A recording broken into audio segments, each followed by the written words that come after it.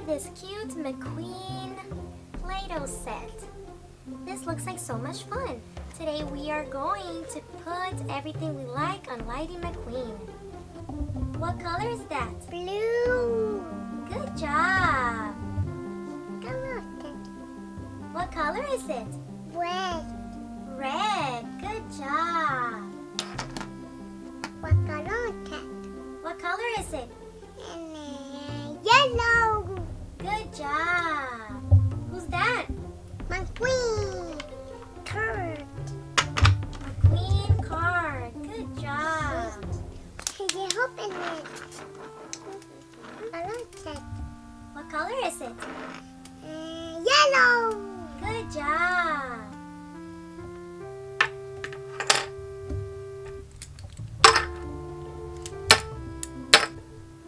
Let's begin with McQueen. We open him up, and he has different molds inside.